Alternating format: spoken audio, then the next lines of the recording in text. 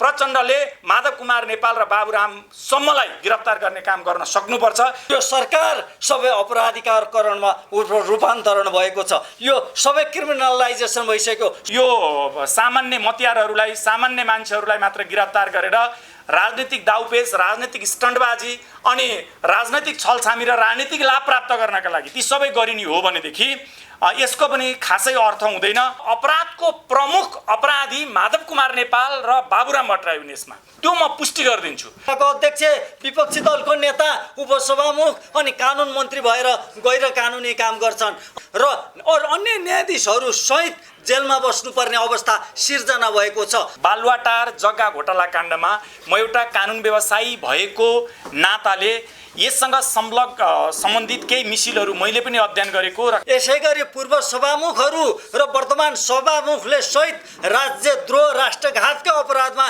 जेलमा बस्नुपर्ने अवस्था छ। माधव कुमार नेपाल हुन्, खड्ग प्रसाद ओली हुन्, झलनाथ खनाल हुन्, बाबुराम भट्टराई हुन्, शेरबहादुर देउबा हुन्, जो शीर्ष नेताहरू छन्, सम्पूर्ण रूपमा देशलाई यो हालतमा पुर्याउने उहाँहरू हो। अब हेर्नुहोस्, पुष्पकमल दाहालको सरकार ढल्नेवाला छ। अब विश्वासको मत नेपाली काङ्ग्रेसले फिर्ता लियो भने पनि यसैले माधव कुमार नेपाल, बाबुराम भट्टराई लगायतका मान्छेहरूले टेलिभिजनको स्क्रिनमा हामी सदाचारी छौँ, हामीलाई कसैले अपमान भएको हामी सहँदैनौँ भनेर जुन उहाँहरूले आफूलाई देवत्वकरण गर्नुहुन्छ।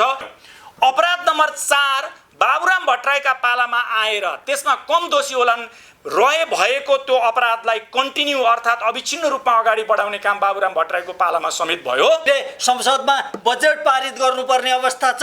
यदि त्यो बजेट पारित नगर्ने हो भने, माधव कुमार नेपालले बजेट पारित नगर्ने भने अनि माधव कुमार नेपाललाई अहिले ब्ल्याकमेलिङ गरियो। हेर्नुहोस् है,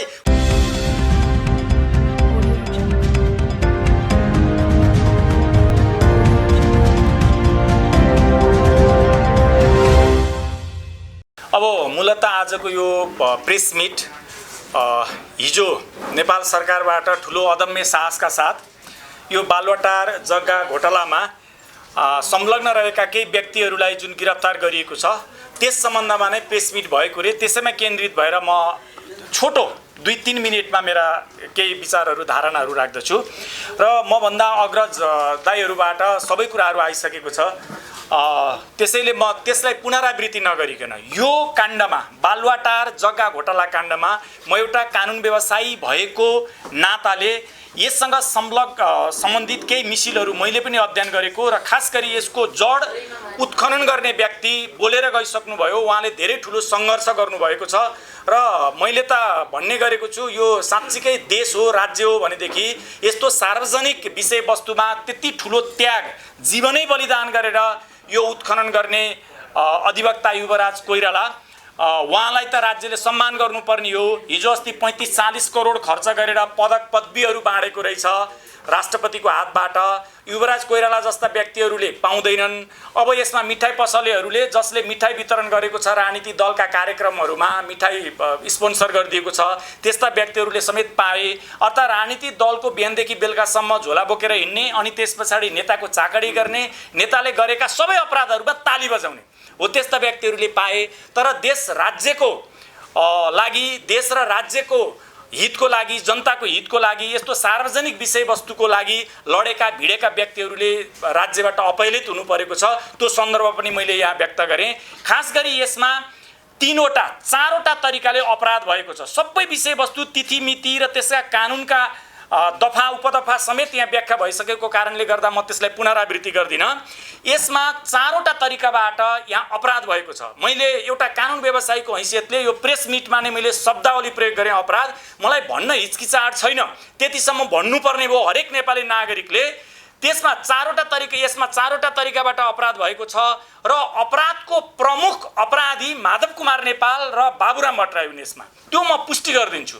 नम्बर 1, 2025 सालमा नै सार्वजनिक जग्गामा मोही कायम हुँदैन भनेर त्यो जग्गामा, जुनसुकै सार्वजनिक जग्गामा द्वैत स्वामित्व, जग्गाको द्वैत स्वामित्व अन्त्य गरिसकेको रिजिड किसिमको कानुनी व्यवस्था हुँदाहुँदै र त्यस पछाडि 2053 सालमा नै यो निजी जग्गामा पनि व्यक्तिगत जग्गामा व्यक्तिको जग्गामा पनि द्वैत स्वामित्वको अन्त्य गर्ने, राज्यलाई बढी भार पर्न गयो, यो जग्गाको सम्बन्धमा नापजाप गर्ने, अनि त्यस पछाडि मोही र तल्सिन अर्थात् जग्गा धनीका बीचमा जग्गा बाँडफाँड गर्न मालपोत र भूमि सुधारले बढी समय खर्चिनु पर्यो भन्ने दृष्टिकोणबाट त्यो व्याख्या पनि छ हो। त्यो दृष्टिकोणबाट द्वैत स्वामित्वको अन्त्य 2053 सालमै गरिसकेको र 2048 सालमा मैले अगाडि फर्काएँ।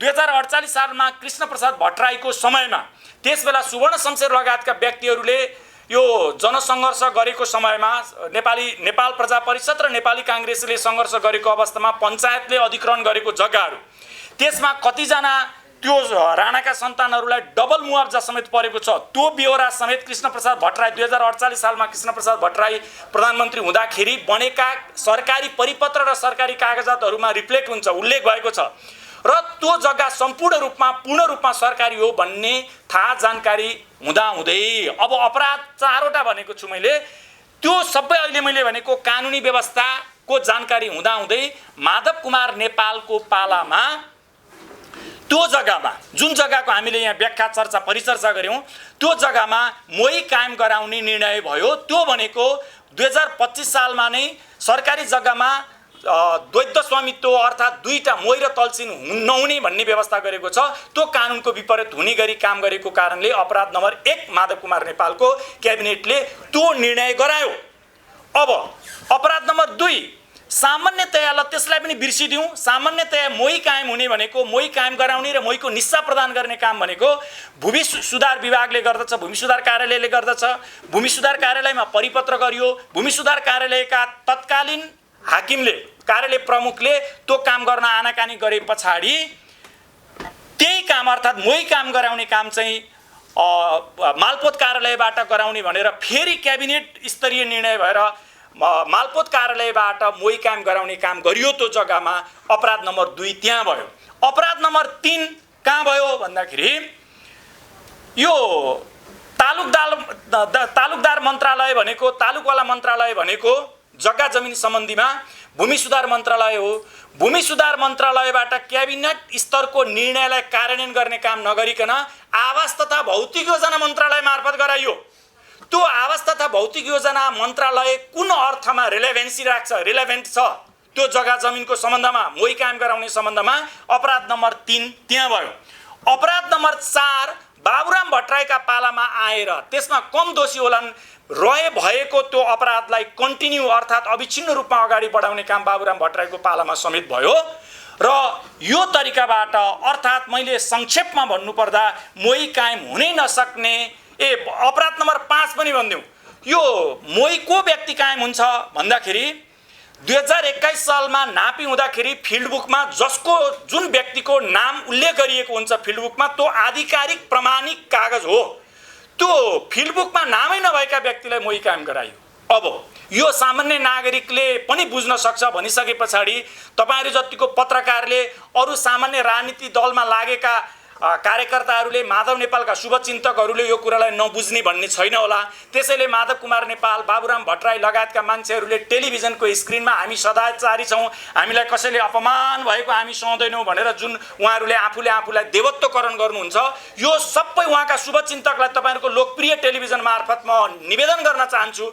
यो सबै उहाँका शुभचिन्तकहरू, उहाँको पछाडी लागेका मान्छेहरू, यो अपराधको र अपराधीको पछाडी लागेका मान्छेहरूले पनि यो हामीले अहिले दिएको तथ्यहरू, हामीले बोलेका ब्यौराहरू यो मिसिलमा छ, यो प्रमाणमा छ। हामीले बोल्नका लागि शाब्दिक लफाजी प्रयोग गरेर हामीलाई मन्त्री हुनु पनि छैन, सांसद हुनु पनि छैन, राजनीतिज्ञको रूपमा स्थापित हुनु पनि छैन। त्यसकारणले उहाँहरूले समेत यो कुरा बुझिदिएर आफ्नै नेता भए पनि, महान नेता भए पनि, क्रान्तिकारी भए पनि, गौरवशाली पार्टी भए पनि जनजनबाट प्रत्येक एक नागरिकले यस्ता अपराध र कुकर्मको प्रतिरोध गर्नुपर्छ, विरोध गर्नुपर्छ र मात्र देश समाज एउटा सभ्यतातिर अर्थात् सभ्य समाज निर्माण हुन्छ, सभ्य देश निर्माण हुन्छ। होइन भनेदेखि करिब यो देश नै बर्बाद हुने स्थिति छ, हाम्रो मौलिक धर्म संस्कृति बर्बाद हुने स्थिति छ। त्यो बर्बाद भनेको यो एउटा घटनाक्रमको बारेमा मात्र हामीले अहिले सन्दर्भ कोट्यायौं। सबै बर्बाद गर्ने काम माधव कुमार नेपाल हुन्, खड्ग प्रसाद ओली हुन्, झलनाथ खनाल हुन्, बाबुराम भट्टराई हुन्, शेरबहादुर देउबा हुन्, जो शीर्ष नेताहरू छन्, सम्पूर्ण रूपमा देशलाई यो हालतमा पुर्याउने उहाँहरू हो। र यो एउटा घटनाको सम्बन्धमा अहिले प्रचण्डको सरकारले जुन एउटा साहस गरेर गिरफ्तार गर्नेसम्मको काम गर्यो। यो गिरफ्तारी भएका हिजो गिरफ्तारी भएका मान्छेहरू मतियार मात्रै हुन्। प्रमुख अपराधी अपराधको मतियार मात्रै हुन्। प्रमुख अपराधी तिनै व्यक्तिहरू हुन् जसले क्याबिनेटमा बसेर अघि मैले भनेको 5वटा क्याटेगोरीमा कानुनको उल्लङ्घन गरेको छ। ती कानुनको उल्लङ्घन गरेर यो हदसम्मको अपराध गर्ने व्यक्तिहरू चाहिँ प्रमुख अपराधी हुन्। त्यस कारणले गर्दा ती प्रमुख अपराधीको तहसम्म अनुसन्धानको तह पुगोस्, अनुसन्धानले उनीहरूलाई समेत टच गरोस्। होइन भनेदेखि यो सामान्य मतियारहरूलाई, सामान्य मान्छेहरूलाई मात्र गिरफ्तार गरेर राजनीतिक दाउपेच, राजनीतिक स्टन्टबाजी अनि राजनैतिक छलछामी र राजनीतिक लाभ प्राप्त गर्नका लागि ती सबै गरिने हो भनेदेखि यसको पनि खासै अर्थ हुँदैन। साँच्चीकै अर्थपूर्ण बनाउने भ्रष्टाचार नियन्त्रणको लागि गुटफेदबाट प्रचण्ड सरकारले यो काम गरेको हो भनेदेखि साहस गरोस्, हामी पनि ताली बजाउँला, सेल्युट गरौँला। विचार नमिल्ला तर कार्यगत एकता भन्छन् नि कम्युनिस्टहरूले, त्यसैले यो काममा चाहिँ कार्य भनेको काम हो, यो काममा चाहिँ हामी पनि एकताबद्ध हौँला र प्रचण्ड सरकारलाई हामी सेल्युट नै गरौँला। यो कामको लागि प्रचण्डले माधव कुमार नेपाल र बाबुरामसम्मलाई गिरफ्तार गर्ने काम गर्न सक्नुपर्छ। त्यसको लागि मैले फेरि पनि यो सरकारलाई त्यसो गर्न सकौँ भनेदेखि हामी सेल्युट नै गर्छौँ भन्दै मैले मेरा धारणाहरू यहीँ अन्त्य गरेँ। धन्यवाद। आउँदैन, हामीले बुझ्नुपर्छ कार्यपालिका जसले चलाएको छ ती कार्यपालिकाका प्रमुख र कार्यपालिकाका सदस्यहरू सबै जेलको छिडीमा जानुपर्ने हुन्छ वर्तमान कानुन बमोजिम। यसै गरी पूर्व सभामुखहरू र वर्तमान सभामुखले सहित राज्यद्रोह राष्ट्रघातका अपराधमा जेलमा बस्नुपर्ने अवस्था छ। यसै गरी यदि कानुनलाई पर्खेलेर हेर्ने हो भने सर्वोच्च अदालतका पूर्व प्रधान न्यायाधीशहरू, वर्तमान प्रधान न्यायाधीश र अन्य न्यायाधीशहरू सहित जेलमा बस्नुपर्ने अवस्था सिर्जना भएको छ। अख्तियारका पूर्व प्रमुख, वर्तमान प्रमुख र अरू आयुक्तहरू सहित जेलमा बस्नुपर्ने अवस्था आएको छ। त्यस कारणले गर्दा यो देशमा कानुनको शासन मरेको छ, कानुन मरेको छ, दण्डहीनता बढेको छ। यो कुरा नेपाली जनताले बुझ्नुपर्छ। नेपाली जनताको अर्थात् नेपाल सरकारको, नेपाल राज्यको सबैभन्दा सर्वोच्च कमिटी भनेको संवैधानिक परिषद हो। त्यो संवैधानिक परिषदले कानुन बेगर निर्णय गर्छ। सर्वोच्च अदालतको न्यायाधीश कानुन नभएको अवस्थामा नियुक्तिको सिफारिस गर्छ अनि त्यसपछि संसदीय सुनवाई समिति छ, नेपालको पार्लियामेन्ट छ, त्यसले कृत्य जालसाजी काम गर्छ। कृत्य जालसाजी काम गर्छ भनेपछि मन्त्री परिषदले कृत्य जालसाजी काम गर्छ। देशको प्रधानमन्त्री, सभामुख, राष्ट्रिय सभाको अध्यक्ष, विपक्षी दलको नेता, उपसभामुख अनि कानुन मन्त्री भएर गैर कानुनी काम गर्छन् अनि त्यही गैर कानुनी कामको सदर फेरि नेपालको व्यवस्थापिका संसदले, त्यो मिनी पार्लियामेन्टले गर्छ अनि फेरि सर्वोच्च अदालतका न्यायाधीशहरू र कर्मचारी अनि अन्य न्यायाधीशहरू सहित ती काम कारबाहीमा गैर कानुनी काम कारबाहीमा संलग्न हुन्छन् भने आज देश कुन अवस्थामा पुगेको छ। आज साँच्चै कारबाही गर्ने हो भने अहिले यो कारबाहीको नाटक रचिएको छ। यो नाटक कुन समयमा आएको छ भन्ने कुरा बुझ्नुपर्ने हुन्छ। अहिले संसदमा बजेट पारित गर्नुपर्ने अवस्था छ। यदि त्यो बजेट पारित नगर्ने हो भने, माधव कुमार नेपालले बजेट पारित नगर्ने भने अनि माधव कुमार नेपाललाई अहिले ब्ल्याकमेलिङ गरियो। हेर्नुहोस् है, उनी अपराधी हुन्, उनले कसुर गरेका छन्। तर कुन समयमा कारबाही, कुन समयमा मुद्दा अगाडि बढाइन्छ, यो बजेट पारित गर, होइन भने तिमी खोरमा जान्छौ भनेर त्यसरी बाध्य बनाउन खोजिन्छ। अब अर्कोतिर नक्कली भुटानी शरणार्थी प्रकरणको कुरा छ। त्यो अब हेर्नुहोस्, पुष्पकमल दाहालको सरकार ढल्नेवाला छ। अब विश्वासको मत नेपाली काङ्ग्रेसले फिर्ता लियो भने पनि 1 महिनासम्म अहिलेकै सरकारले चाहिँ काम कारबाही अगाडि बढाउन पाउँछ अनि उनले के बार्गेनिङ गर्छन् भने मलाई विश्वासको मत तपाईले फिर्ता लिनुभयो भने तपाईहरु सबैलाई म खोरमा हाल्छु भन्छन् अनि यिनीहरूलाई खोरमा पर्छौं भन्ने डरले यिनीहरू समर्थन दिइरहेका छन्। यसले गर्दा यो सरकार सबै अपराधिकरणमा रूपान्तरण भएको छ। यो सबै क्रिमिनलाइजेसन भइसक्यो। सरकारमा बस्ने, कार्यपालिकामा बस्ने, व्यवस्थापिकामा बस्ने, न्यायपालिकामा बस्ने, अख्तियार दुरुपयोग अनुसन्धान आयोगमा बस्ने यी तमाम मानिसहरू अपराधिकरणमा, देशमा अपराधमा संलग्न भइसके हो। यो अवस्थामा अब पत्रकार जगत मार्फत हामी आम नेपाली जनतालाई सजग गराउन चाहन्छौँ, सन्देश दिन चाहन्छौँ कि सबैजना एकजुट भएर तपाईँहरू बस्नुहोला। नेपाली जनताहरू हामी आन्दोलनको उद्घोष गर्नेछौँ। त्यसपछि यो देशलाई समृद्धिको बाटोमा लानको लागि, सुशासनको बाटोमा लानको लागि, कानुनी शासन स्थापनाको लागि, संविधानवादको स्थापनाको लागि हामी जोरदार रूपले अग्रसर भएर अगाडि बढ्नुपर्ने दिन आउँदैछ। हामी तपाईँहरूलाई आज यही सन्देश दिन चाहन्छौँ र हामी भन्न चाहन्छौँ कि जो कोहीले यो मुलुकमा भ्रष्टाचार गरेको भए पनि, चाहे प्रधानमन्त्री होस्, चाहे पूर्व प्रधानमन्त्री होस्, चाहे सर्वोच्च अदालतका न्यायाधीशहरू हुन्, चाहे मन्त्री परिषदका सदस्यहरू हुन्, चाहे विधायकहरू हुन्, चाहे कर्मचारीहरू, चाहे अरू जोसुकैहरू हुन्, तिनीहरूलाई नेपालको कानुन बमोजिम कानुनको दायरामा ल्याउनु पर्छ, कानुन बमोजिम कारबाही गर्नुपर्छ भन्ने सत्य र न्यायको खोजीको अभियानले जोरदार माग गर्दछ। धन्यवाद।